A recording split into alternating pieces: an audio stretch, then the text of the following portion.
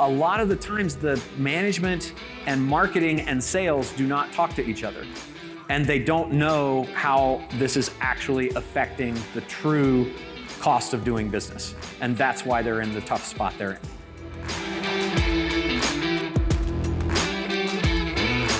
I have never experienced a pre-roll ad at an event. That's pretty interesting.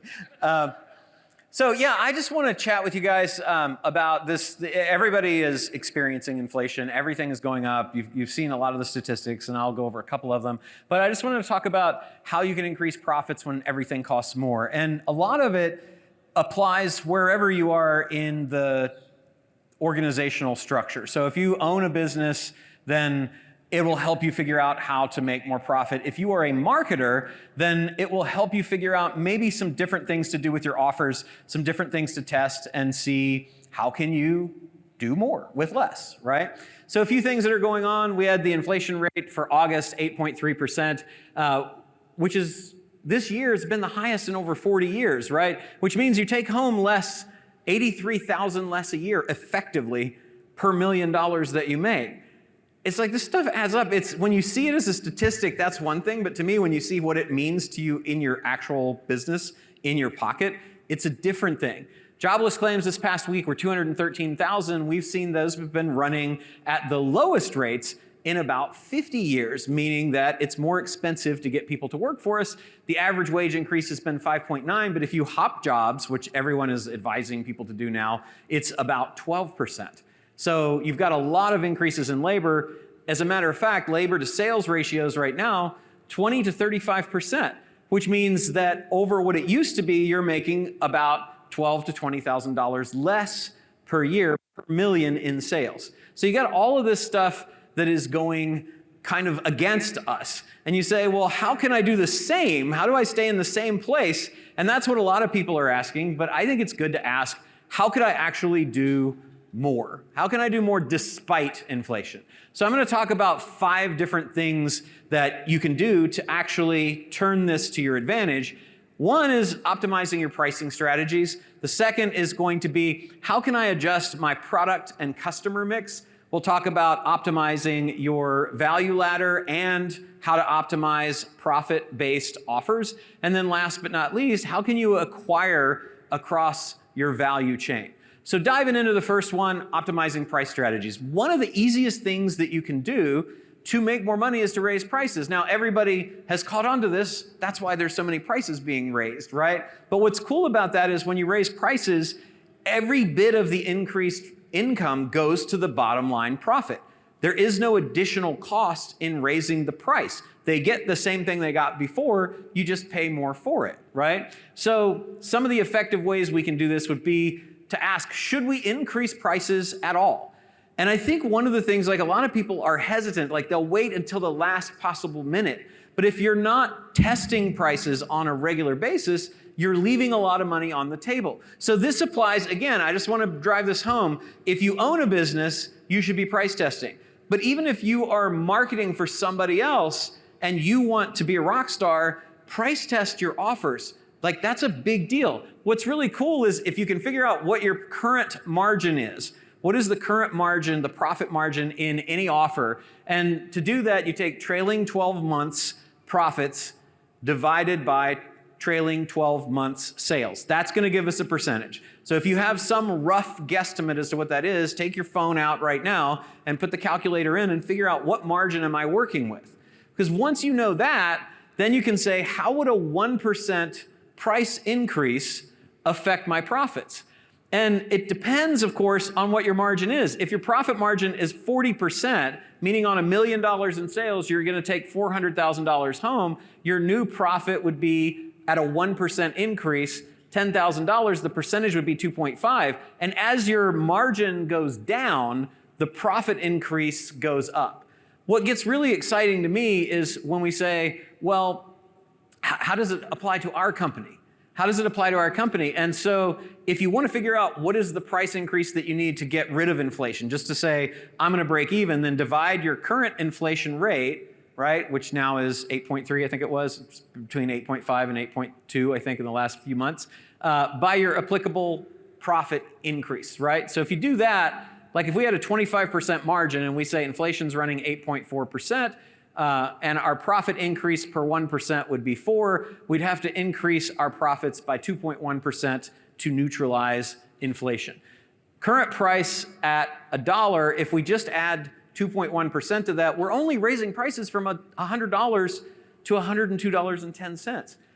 I think one of the big things that stops us from raising prices is not really being aware of the relationship between the percentage increase in prices and how it affects the percentage increase in profits and how little it actually costs our customer. So as long as the value is there, you have to feel comfortable with the value you're getting, but testing makes a huge amount of sense. So a $2.10 price improvement increases profits 8.4%, neutralizes inflation. That's because there's a difference between top line and bottom line, right? It's all affected by what margin you're at.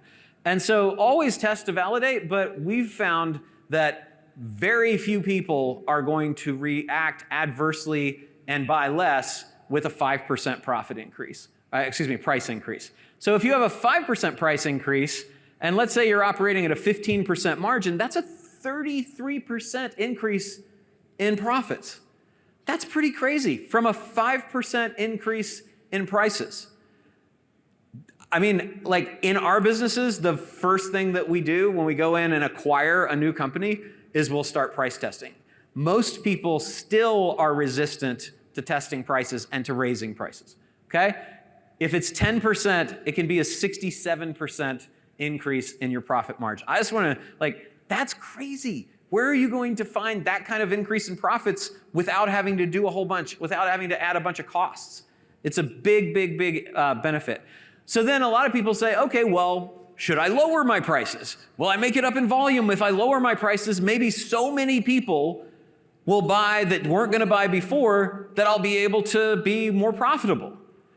But if you run the math, you'll see it has an inverse relationship to increasing prices. So for example, if we have a 5% price decrease and we're operating at a 15% margin, it's going to decrease our profit percentage by 33%, meaning we're going to have to sell a whole lot more stuff. Like, can we really increase sales by just lowering prices a tiny little bit by a third? It could be very difficult. 5% price decrease would have to generate a 33% increase in sales to maintain the same profit. So again, when we're thinking about our offers and we're saying, well, we can increase our conversion rate if we lower our prices, let's test that. I mean, it's going to have to be a pretty big increase. I'm not saying don't test it. I'm just saying you want to really, really look at the numbers, okay? So here's just an example. If we had a $200,000 profit before and we lower it by 5 points, we end up with $150,000 in profit.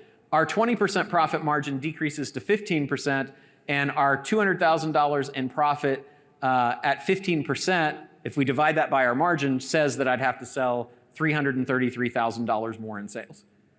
That's just, it's really hard to make that up, okay? Really hard to make that up. So what are some alternatives to price increases? Maybe you still, you test and you find that there's resistance to the price. What are some other things that you can do? Well, there's a few cool things, right? Consider replacing the prices instead of raising them. What does that mean? So change the pricing model. There's all kinds of pricing models. So don't get locked into thinking you have to stick with the one you have.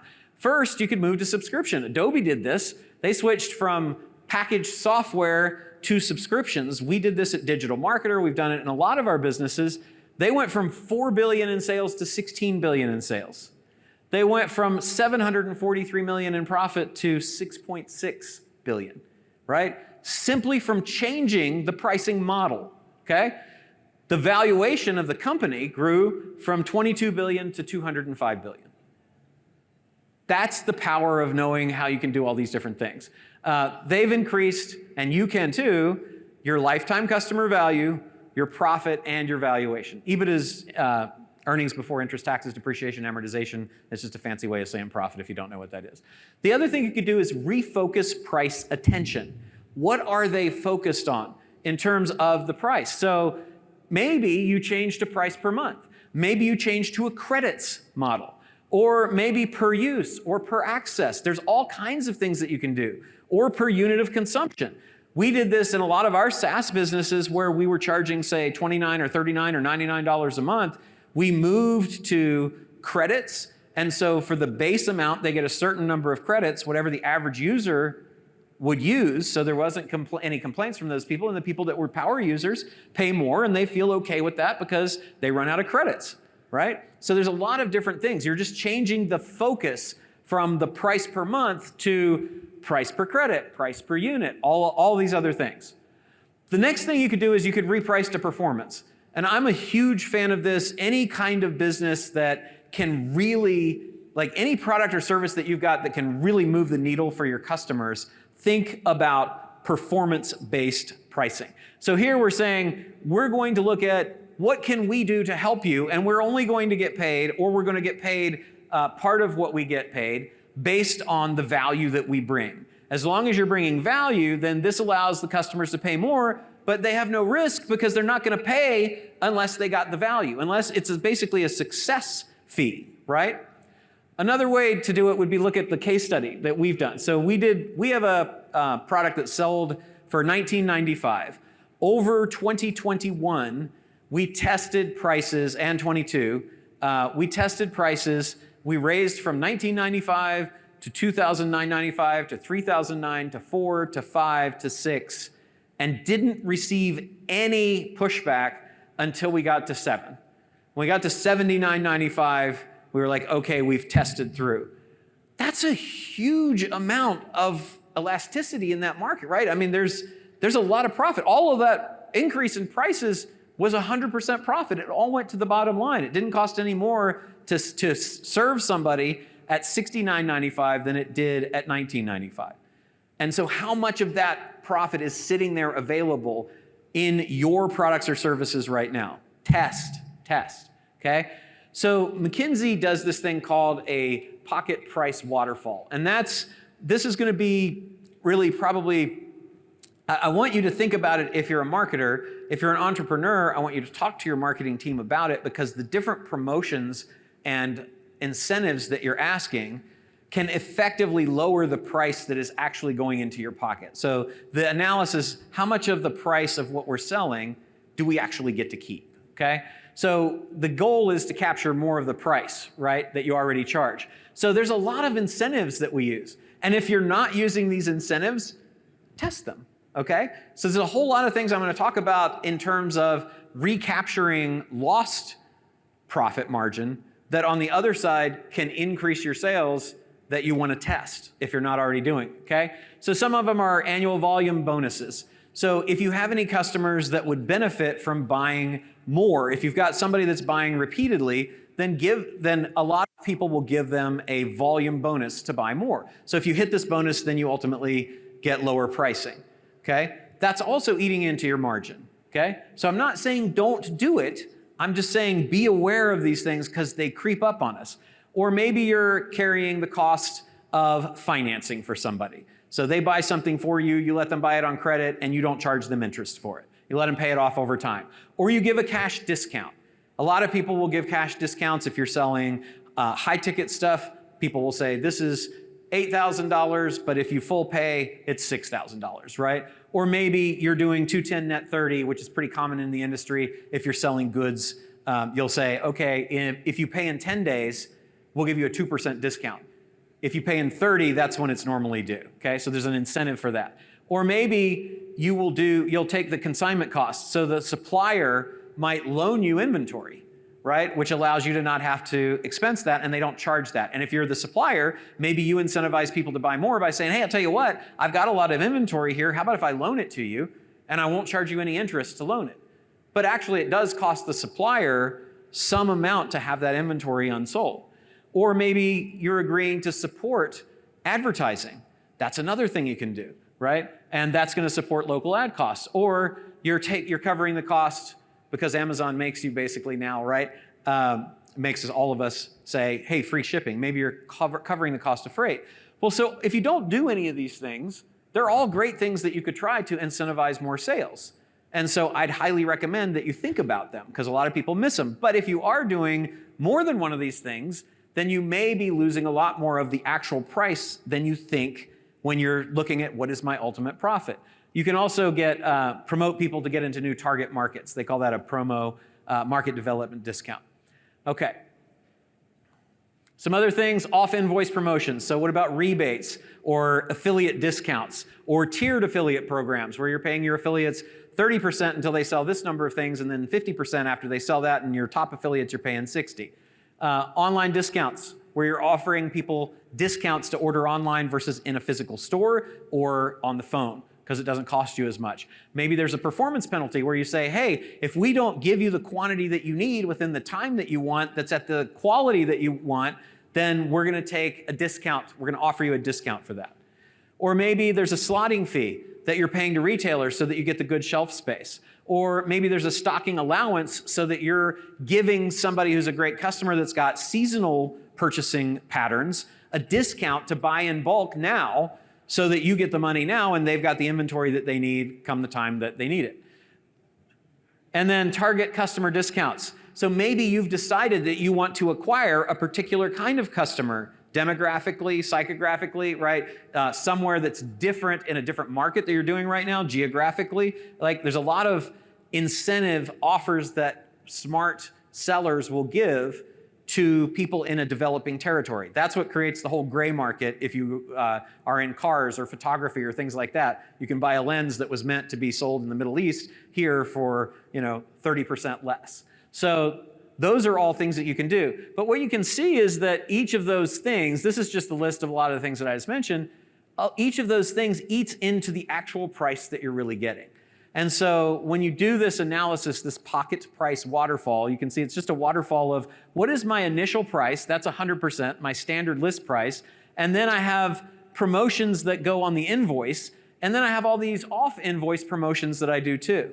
So be aware of that, because particularly when inflation comes and you are paying more for the things that you're selling and you're paying more for your customer acquisition costs because they keep raising those, how are you going to get this back? Recapture some of the stuff that maybe you're losing that you don't realize you're losing. And if you aren't using some of these incentives, test them all. See what can apply to you. The other thing to think about is to be aware of what's your true margin. What's the actual true profit margin that you are making? So if you do purchase incentives, and again, this is a long list of purchase incentives that people use, so test them, but don't forget about them. Because I can't tell you how many times we've accidentally had multiple coupon codes that people would use for something that they shouldn't get multiple discounts, but they do because we forgot that we had the other one that was sitting out there and there wasn't a way to limit that, right? So affiliate performance incentives, that's where you offer affiliates cars or other cool things, cash, whatever, to sell a bunch of stuff. Cash discounts to drive immediate purchase, that's pretty easy. That's, hey, if you buy it right now, we will actually give it to you at this price. Otherwise, the price is that, okay? Coupons, those are discounts to purchase price that we put out there for people. Free training and coaching, so that's something that enables people to take whatever product or service that we've got. If you want to buy a Ferrari, we'll send you to the advanced tactical driving school. If you buy this facial care product, then we'll give you the body care products as well, right? What are the, and how to use them, right? How to use them. Other training. Free shipping, I mentioned before, guarantees, and off-invoice promos like customer rebates. Rebates are a big thing that a lot of people do too. And other things would be payment plans. What is the cost that it's costing you to carry for your customers? Product bonus costs. Can you put, or are you putting physical bonuses in with digital products, or digital bonuses in with physical products? And is there a cost associated with that? Promotions, where you're targeting different segments.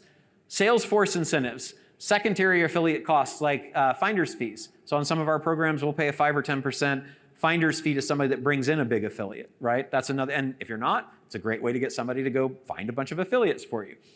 Surprise and delight costs, if you've got shock and awe packs, like if somebody buys something and you send them something that's designed to just blow them away, there's a cost to that. And a lot of the times, it's not taken back in to the actual cost of the sale.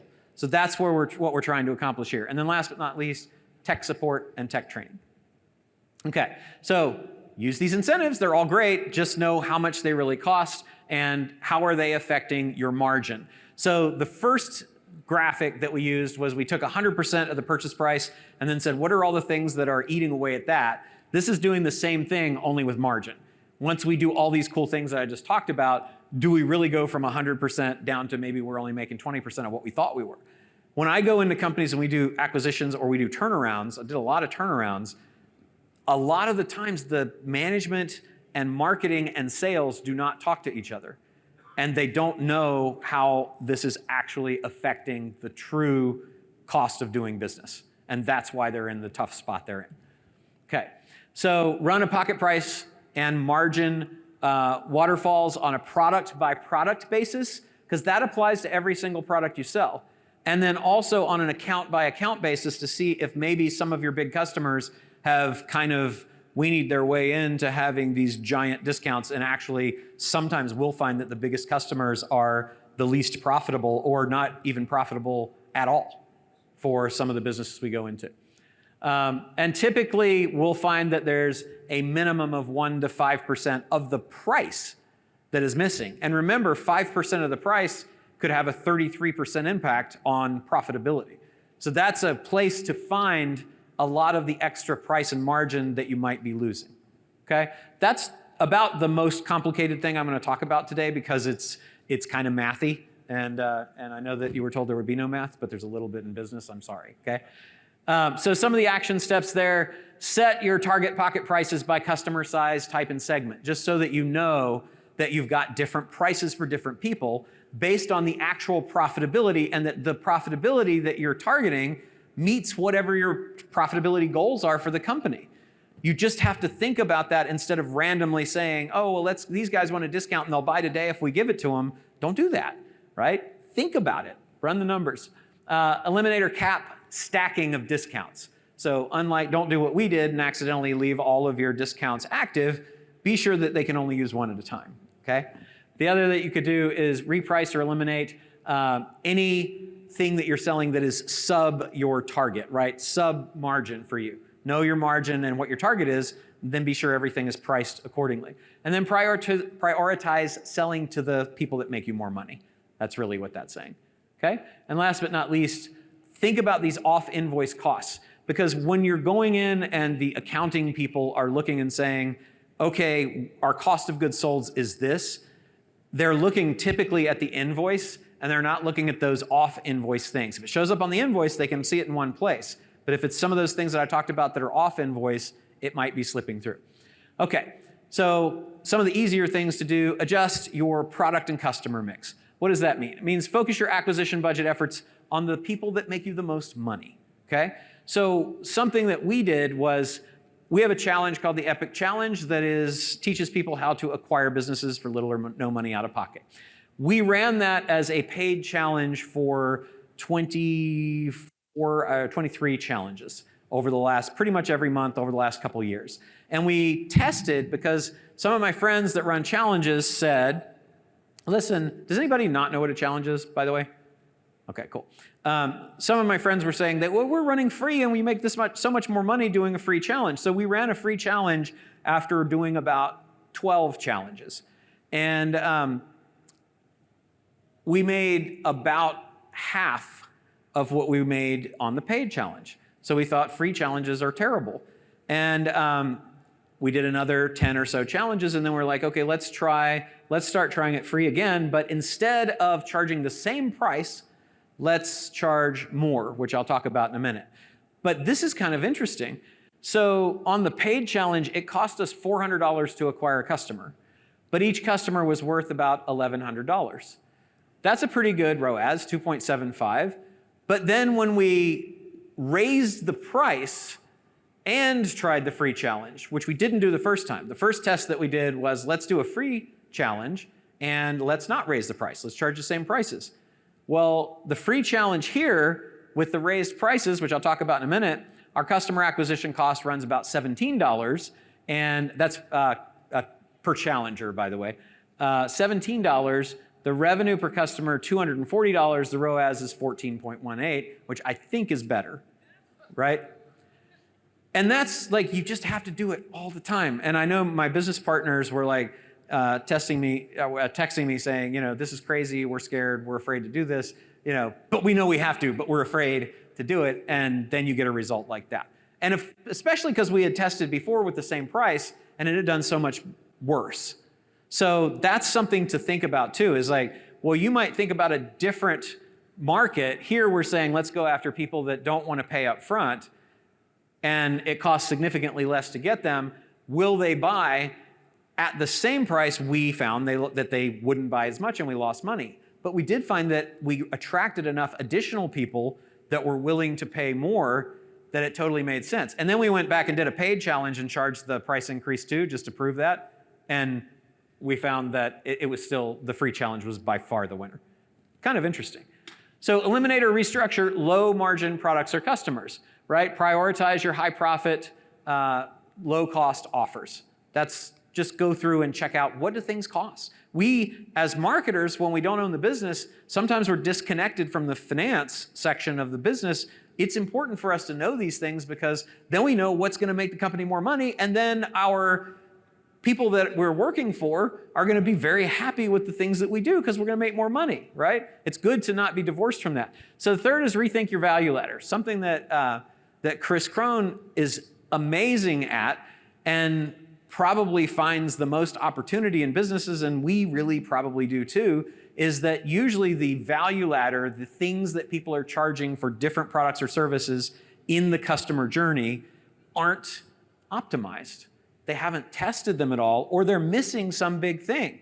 And even though we're supposed to be relatively smart business people, when we're dealing with lots of businesses, we might miss something too. We might miss a very good opportunity to add something at the top of the value ladder that would really make the whole business significantly more profitable. So start high and then downsell. We find to be the best way to do that. We've tested it both ways. We've tested do a free lead magnet and then go into a $7 thing and then a $200 thing and then a $29.95. Screw that. Take your top thing and start with that. The people that want to buy that top thing don't want to go through that process, and you're going to lose them. Right? So give them the chance to buy the most expensive thing first, and then downsell to the people that cannot afford to acquire that value. Okay? That's super, super helpful. So, case in point, we increased our price from $6,995 to $42,000 and $48,000. That's where my partner said, you're freaking crazy, right? It's not going to work. We increased our customer service. We didn't just say, okay, it now costs roughly 10 times what it cost before to get this. We said, how can we serve our customer better? What do we find our most successful customers do? How long are they in? How long do they need to make the things happen that's causing them to come in the first place? And then what value can we do? And our costs increased a bit, but nowhere near the difference between $69.95 and $48,000. And that increased our sales pacing from $3 million a year to $14.4 million, which also is better, okay? I mean, that's a big difference. That's a huge difference, right? And then create or add low-cost, high-margin products or services. So for us, we added, it didn't cost us much to put on an event. Events are surprisingly expensive. Chris is really smart. He bought a building and lets the event pay for the building. We prefer to finance hotels. We think it's a really good idea to not build equity in real estate and just spend a lot of money with hotels, because where else can you pay $200 a gallon for coffee, really, right? So we added, these events cost us about 50 grand to put on. We do them once a month. And we added new sales of about 7.5 million per year with a gross profit of about 6.9 million by doing these small events. That's a very low cost thing for us to do, 50K, to produce a tremendous amount of sales, $600,000, $700,000 a month, right? And then our fulfillment is almost nothing, because we're still selling the same thing that we sell in other places. So what ways can you serve your customer that have very high perceived value that will also produce a tremendous amount of profit, okay? Because every 6.9 million in profit helps. I've said it since I was young, and I'm still saying it today, and nobody's proved me wrong yet. Okay, so what are some of the things that you can think about? adding, right? And this is true whether you've got an e-commerce product, a brick and mortar store, a SaaS, or an info product, or whatever else you might be selling. Is there one-on-one coaching or product setup help that you can offer? The perceived value of that is super, super high. The cost is typically very low, okay? Automation. What can you have software do or inexpensive humans do that will make things easier for your customer, right? So my business partner, Ryan Dice, says that it's automated if I don't have to do it, right? So you can automate something with people that you pay money and probably do it for less than a lot of software while you're developing the software, okay? So just don't feel like you can automate things immediately. Just figure out, how can I do that without me having to do it? The next would be done for you. People really like just getting the result. They don't buy the drill because they want to have a drill or a bit. They want a hole. If you can sell them the hole, then that's going to be better.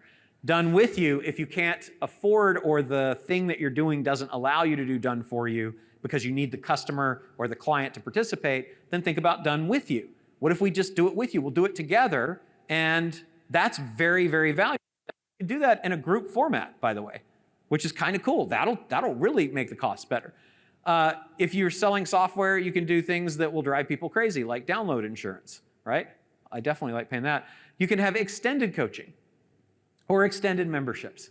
There's a lot of things that you can do that don't cost a whole lot of money that are very, very high margin because the customer wants it. And you actually end up with happier customers, okay? Some other things, extended warranty, group coaching, live event tickets. Give them longer access to things. Give them upgrades. Masterminds or user groups, sales enhancements and upgrades. All of these are things that help the customer achieve the thing that they wanted when they bought your product or service in the first place, and they're willing to pay for it. And last but not least, tech support or training packages. I think just in services, I want to say Russell Brunson has ClickFunnels. The last I saw, 36% of their revenue was from services that they sell to ClickFunnels people, not the actual software itself. Apple's done an amazing job of becoming one of the most valuable companies in the world off and on, right? By adding services to all the hardware they do, because that's Apple TV, the iTunes Store, all of that stuff, right? Then, how do we create profit-optimized offers?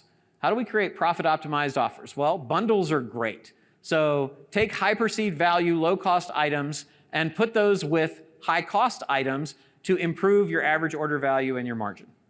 That's a very good way to do that. Unbundles. I have a company that I consult for that goes out and buys bundled suites of software and unbundles them, like they do 10 things like Adobe does, and they unbundle them and then sell them all individually and make more money and then take them public and cash out with a bunch of money. It's so fun. I mean, it's like you can bundle, you can unbundle, just depends on what the customers want. And then use sensitivity. Test your price sensitivity versus quality sensitivity versus quantity sensitive offers. I might talk about quantity sensitive offers, but how many of you feel like that if you ever buy something that at the store like potato chips or vegan vegetable chips or whatever, that the bag seems to be slightly bigger than the amount of things necessary to fill the bag, right? You don't typically get that. Well, that is appearance sensitivity, right? You get the same size bag that you used to, but it has every year, it has fewer and fewer of those things in it and more air, right? But the price doesn't change. So you're making more margin, but you're not having to change the price. I think that's kind of sketchy that they do that, but that is something you can do. Create new value propositions. So one of the things that they did in food was they're like, you don't want to eat that much? We'll put only 100 calories in the snack pack for you, but we're going to charge you 3 times as much as if you bought it in bulk. How about that, right? That is something the customer wants, because the customer says, I can't possibly only eat 100 calories because these things are amazing, right? Like, we got you. We got you. We'll do that for you. It's a 100-cal snack pack. So what can you do like that will create new value propositions for your customers? Because maybe they don't care about the price so much. They care about not having more than 100 calories, okay? Cold Coke at the checkout. Cold Coke at the checkout costs per ounce an insane amount more than just buying the cans that are literally 10 yards away, probably on an end cap. So you're standing in line and you're looking at the Coke and you're like, I sure would like a Coke. And then you look back there and you're like, that Coke's cheap, but it's hot. This Coke's cold, right? And they put it in a different bottle so they make it a little bit harder, because back there it's probably cans and here it's this different sized bottle. And so you buy the bottle. Well, that's a new value proposition. What if you had your Coke cold in a different bottle, ready to drink, right while you are checking out? Wouldn't that be nice? Yes, it would. How much can we charge for that? An insane amount, right? It's crazy. The price per ounce is insane. So can you find things that your customer values that they're willing to pay more for, that they don't care? They care more about the convenience or the value that you're offering in this new format, be it a 100-cal snack pack or a cold Coke or whatever you're willing to do. Brainstorm those things. Those are fantastic offers to make, okay? 30-day express sprints, we found in our training programs, far outperformed 90-day video courses. 2 reasons. One is I'd rather do it in 30 days than 90. I believe I can do it in 30 days instead of 90. And you're going to do it with me in a sprint, because a sprint is really just, hey, you know what? You should watch these videos. And then you should do that thing. And then, did you do that thing? Did you do it? Did you do it? Did you do it? How about now? Did you do it? How about now? That's a sprint, right? It's basically the same thing with a little bit of accountability, okay? Custom products and services that cost more with longer lead time than in-stock offers. If somebody wants something custom, you should charge more for it, because it will cost you more to provide custom things than to provide repeatable, crank-outable, inventoriable things, okay? Repositioning the value. Can you take overvalued or fatigued offers that everybody's seen, and then raise prices? Like, basically, if you recreate the offers that have played out as something else, just breathe new life into them, and it can be very small changes, then that gives you an opportunity to make more money and sell more multiples as well. Sell multiples of product to increase your average order value, reduce effective CAC and shipping costs. We found when we originally started selling t-shirts that we thought people would just want to buy a t-shirt. And then we said, oh, well, some people started asking us, can I buy more than one? I'm like, it's the same t-shirt. Oh, yeah, but I like it and I want to buy more than one. How many more do you want to buy? So then we tested. And we found that about 20% of the people would buy 5 or more t-shirts. All we had to do was put a little drop down that said quantity desired, right? So if you're not giving people the opportunity to do that, especially if they're talking to you and saying, can I buy more? Then that's a great opportunity. Digital bonuses, can you add lower no-cost digital bonuses to physical products? If you've already got things that you've paid for, those are called sunk costs. Can you reposition those as bonuses or additional value to enhance the value and get people to act faster to buy things that you want to sell them? So event recordings, tickets to already scheduled events. You already recorded the event. It costs $10,000 to go to that event. Fantastic, it's a $10,000 bonus. It costs you literally nothing to make it available to people as a digital bonus. What about tickets to events that you've already scheduled? We're gonna have this event every year no matter what. So if I throw in a ticket to this event and it causes you to buy my high-priced thing because you're like, that's cool, I get that event too, it doesn't cost me any more. This event costs what it costs to put on, right? Existing memberships that you've got, or existing group coaching programs that you've got. All of those can increase average order value and margin because they've got huge perceived benefit and you already have them. You're already paying for them. And then the 5th thing is acquiring across your value chain. So I love to acquire. This is going up and down my supply and distribution chain. They call it vertical integration. So if you can buy your suppliers and you can buy your outsourcers and you can buy your distributors and your affiliates, then you can capture more of the profit margin that is in the ultimate value chain of whatever you're selling. All of those people own businesses and all of those people have to make profit.